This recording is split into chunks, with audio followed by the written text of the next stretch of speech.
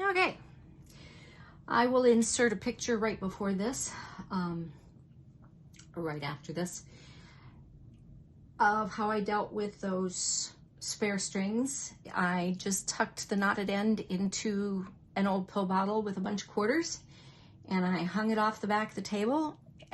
Every once in a while, as I run the warp forward, I will have to go around and rewind it, and I've got a little half hitch that hooks under the lid, and I'll just have to do that so that it provides weight so that it rolls off correctly as we go.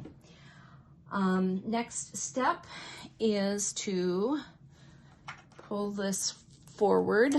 My cup's in the way. There's a little hole on the side, but for some reason it's too high. Oh, there it is, my hole. There's holes on either side that let me stick this in a forward position, making it a little easier to cope with when I'm dealing with the reed. Now I need to put this bar back on in the right direction.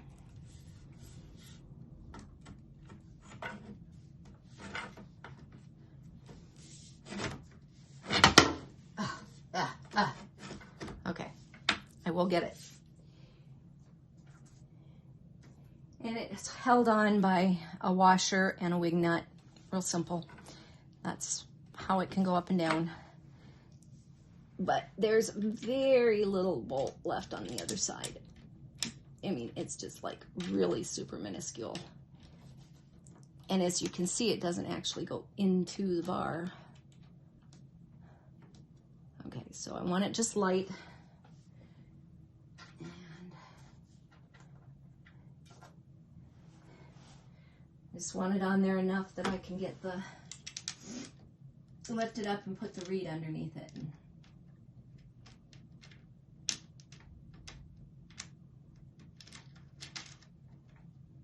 Okay. Nice and loose. All right.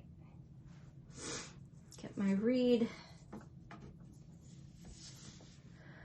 Try to center it a little bit. Let's see here. Nope, it's gonna come this way just a little bit more. Oh, this is not easy. Okay, that's fairly close to centered. Doesn't have to be exact, but it's helpful to get it close. And then kind of shove it in underneath there. Tighten it just a little bit more. Can't be super tight. All right. Now I'm going to take these out for a minute and test, because yes, it does not rub. If it does, these are one of the two places that needs to be adjusted. All right, so I can put these back in. And yes, it's tricky to see.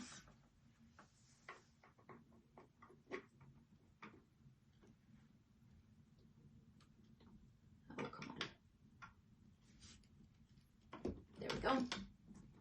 Got it. All right. Now that this is stable, again, you have to figure out where center is. You have to figure out where center is here. You have to figure out where center is there. And then you have to figure out how many threads to this, at least to this side. So where did I put? Don't tell me I put it away. Seriously?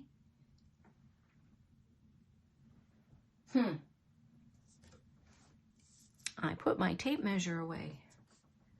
That's not a good thing. I need my tape measure.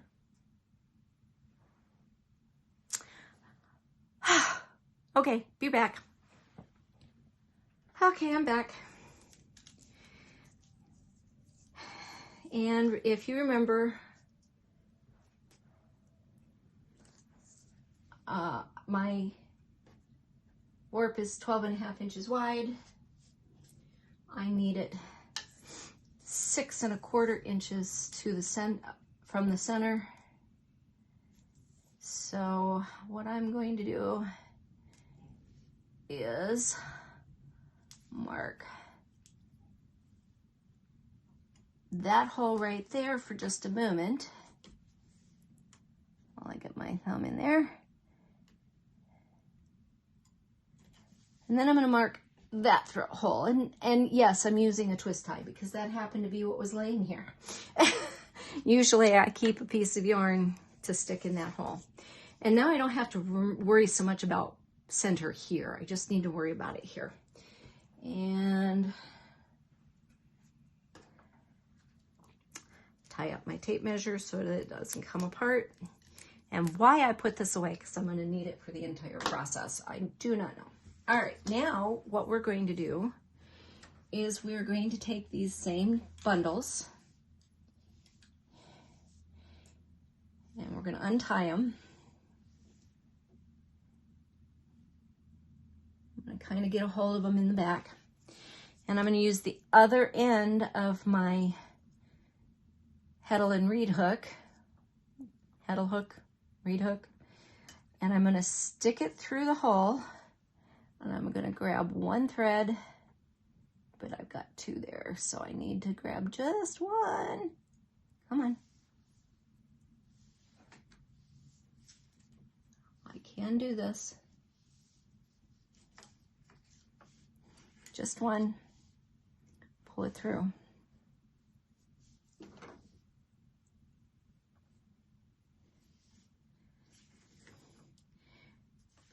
And since I'm working on a 10-dent warp, I have a 10-dent reed, I am pulling one thread through each slot.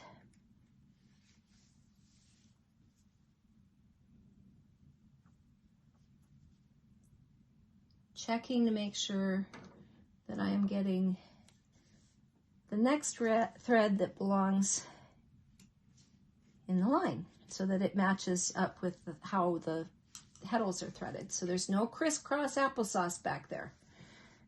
Crisscross applesauce is not a good thing in weaving. The angle of this reed is a little unique and I'm going to have to spend some time getting used to that.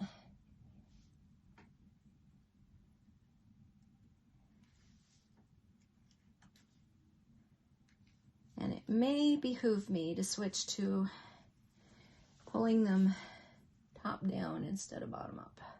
On my old one, it was much easier to do it bottom up. But this one is going to, whoop, whoop, whoop, don't go in the wrong hole.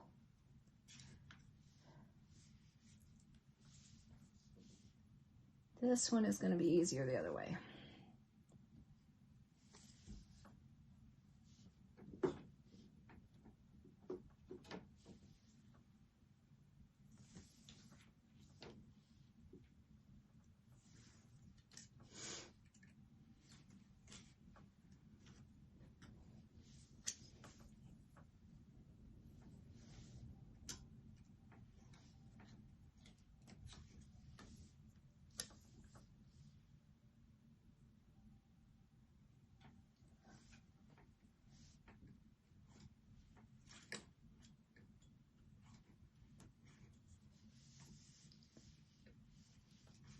Okay, there's my first 10.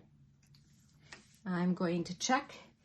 They go up and down without any crisscrosses back there. And lo and behold, I'm going to knot it. Now, this is where I have to make a decision. Am I going to lash on directly to the apron bar? Not in this position, I will tell you. Or am I going to use a cord to lash on? For this one, and because I'm going to use it as a fringe later anyway, so I'll want to untie it, I'm going to lash onto the apron bar because that way I can untie it easier. If I tie knots and then run a cord through the center of it, those knots are easier to cut off than they are to untie, and I want to be able to untie it. I also noticed that I dropped my little marker, but that's okay because I've got my first 10 in and they're going to guide the rest. Okay.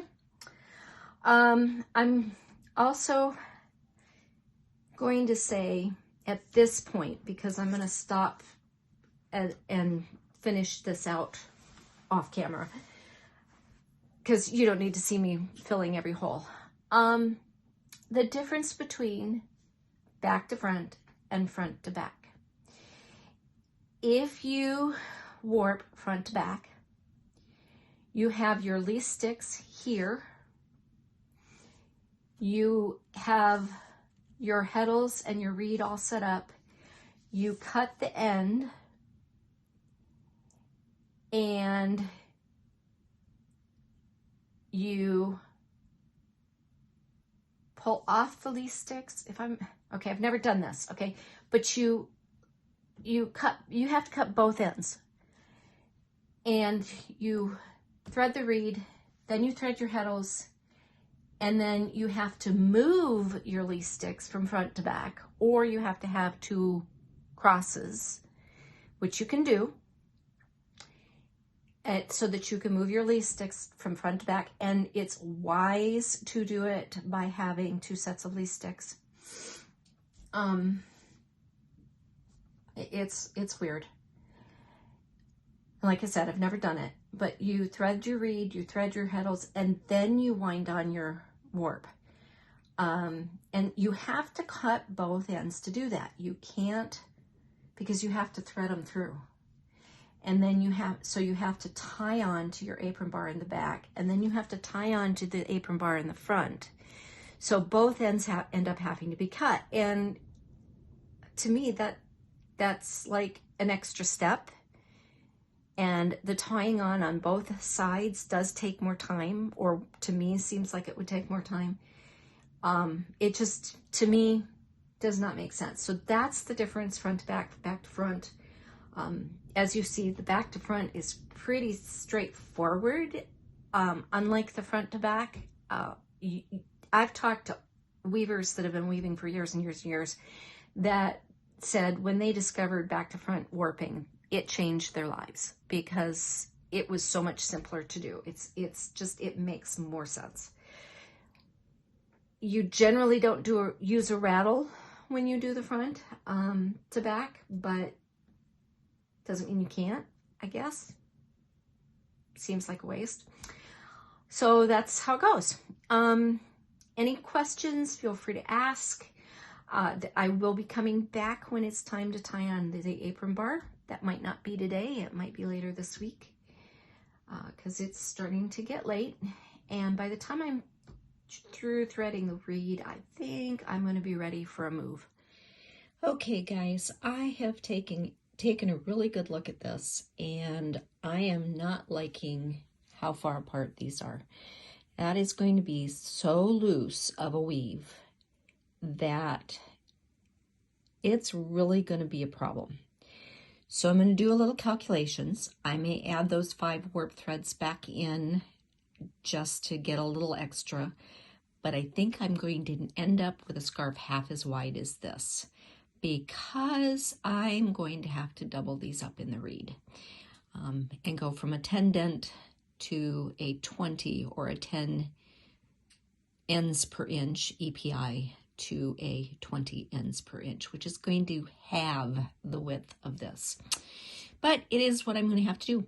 So it is what it is. Talk to you later. Bye. Okay, so I have pulled it out of the reed. I've added in those additional 4 threads, and I have regrouped in groups of 8. I've decided that even though it would be 20 per inch, that tying onto the front apron at 8 would be sufficient. And I'm getting ready to start, and I'm going to back up here, re-sley the reed. As you can see, I've got my mark there at 3 1/4 inches. Actually, 3 1/4 is the one before the mark. And I'm going to start re-slaying the reed. See you later. Okay. I think that's a good angle. as you can see, my warp is a lot narrower now. I've done 2 threads through every slot to make this a 20 ends per inch instead of a 10 ends per inch. And as you can see back here, as the petals are much closer, get them kind of straightened out here just a little bit. Yeah, that's more what it's going to be like. Okay, it's not quite, they'll even out. All right, so now it's time to move the reed out of my way. So I'm going to take the pins out.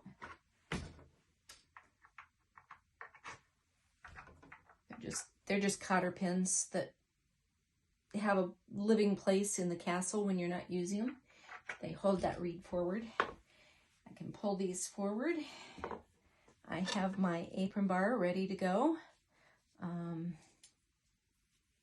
Interesting that those are tied on funny here. Let's get those switched.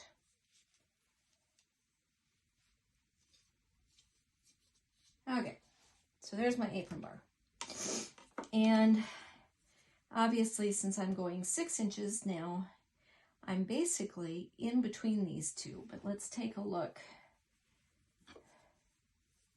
If I pull that straight out,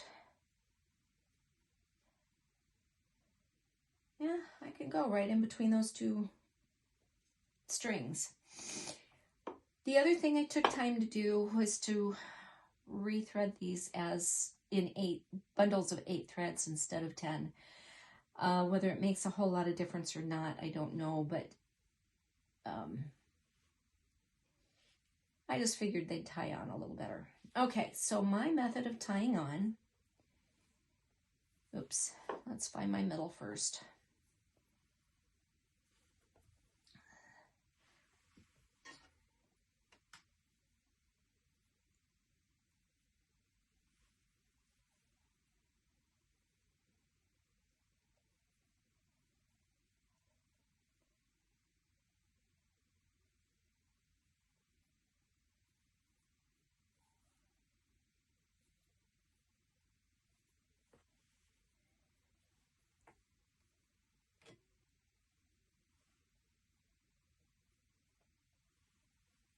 Okay, these are my middle.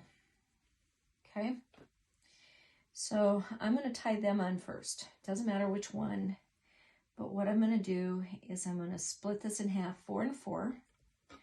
Bring my bar forward, take them under, keeping them apart, which is the tricky part, and it gets worse as you go along.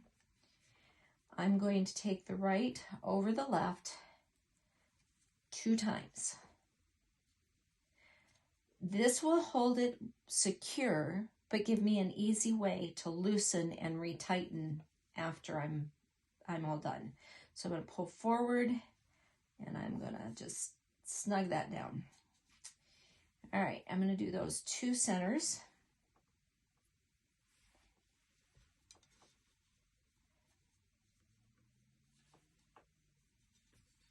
It gets trickier and trickier as you're trying to go in between threads.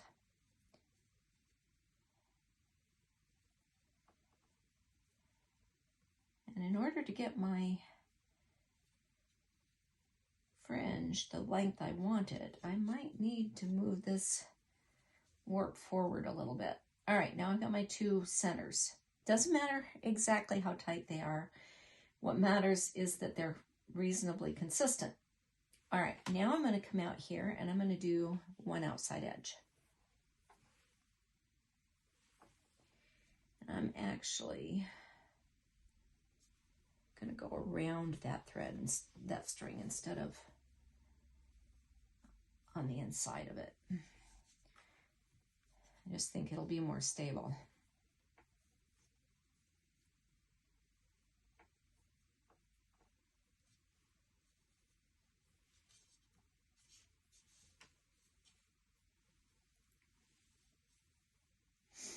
Let's try to keep these to the side for the moment. It'll be easier. All of them are going to do that. All right, I'm going to do the same thing with the other outside.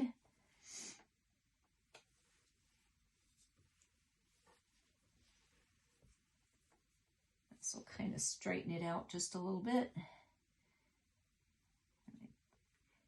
This outside one has a really short thread and some really long ones.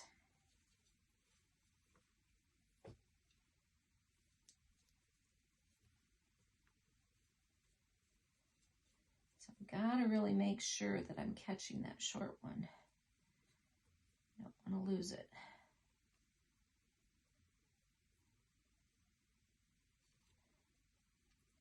I did lose it. It didn't go all the way around. So let's go all the way around with it. All right, now I've got it.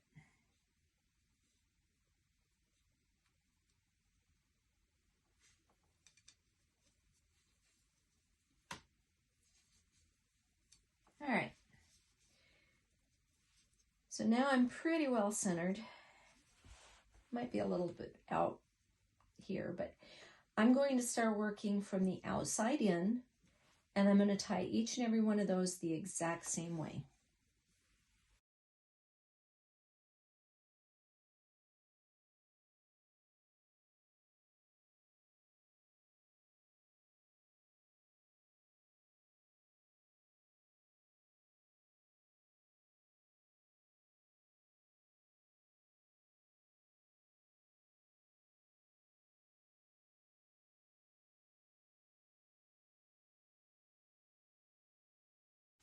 I'm tied on. I definitely do not have the same tension across. You can kind of feel, you probably can see how much more this drops than this, and this drops really bad, but this hardly drops at all.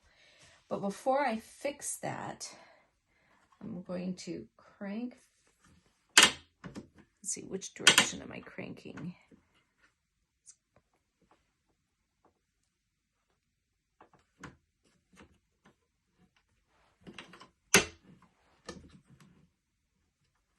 This way. Okay.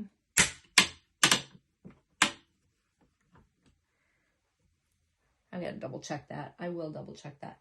I'm probably going to bring it even a little further, but before I start weaving, because that's really close. There's just no shed there at all. If I lift those two, you can see there's only just this little tiny space. That's not going to give me enough room for the shuttle. So I'm going to have to bring this so that the apron bar is much, much closer to the front beam. But in the meantime, okay, this center one is definitely gotten loose, right? So I'm going to get a hold of that. Okay. Pull forward. I'm gonna have to look at that ratchet and see what direction to take it. And this one,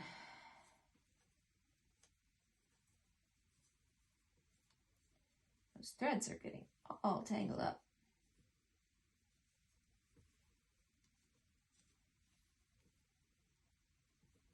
Doesn't have to be super tight, just has to be even all the way across. And you want it taut enough that when it is, when you're creating your shed, that you've got enough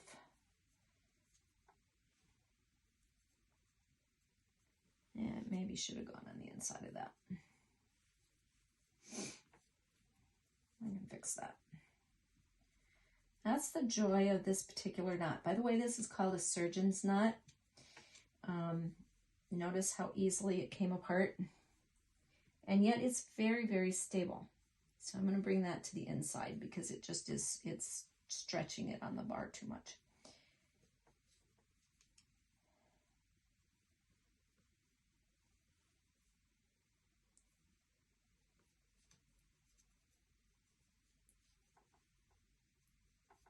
And I just kind of, I hope you can see that, pull forward and then tighten. That kind of tightens it up. And I'll come over here and I'll fix this one.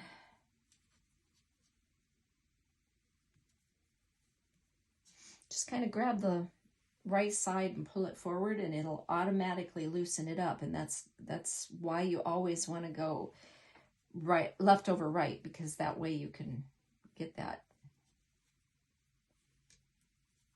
loose if you need to.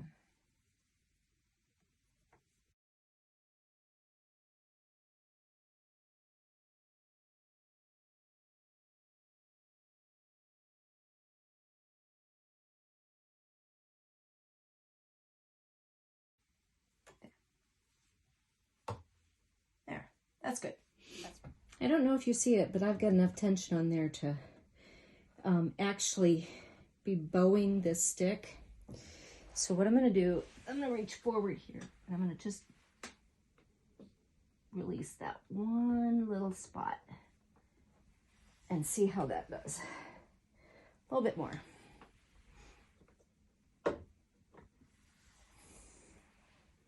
There, that's better. That's better.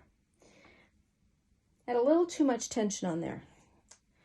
I have moved my warp forward, and the next step is to put in a header and try to get rid of these V's, okay, where you've tied it on. I have narrowed them just by going to the 4, but so what I'm going to do is a plain weave, and that means lifting shaft 1 and 3, and at the same time I'm going to check make sure my strings aren't catching. And I'm going to take this very cheap, very old yarn, and I'm going to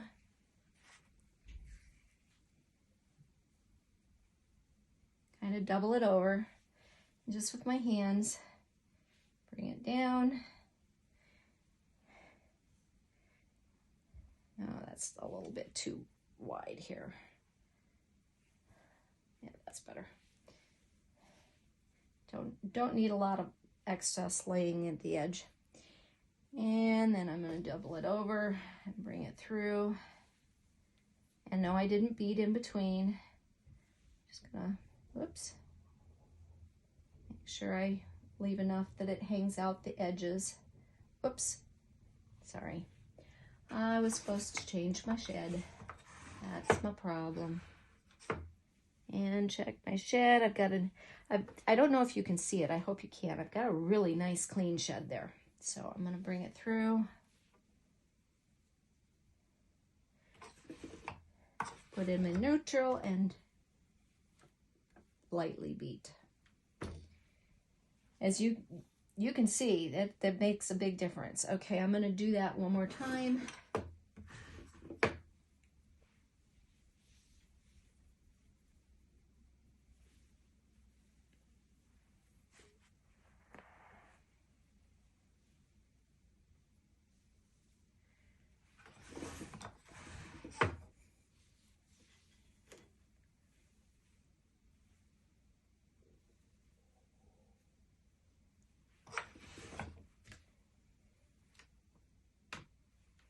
And now you can see I've got a nice even shed there to deal with when I come back and start reeving for wheel. I'm just going to cut that off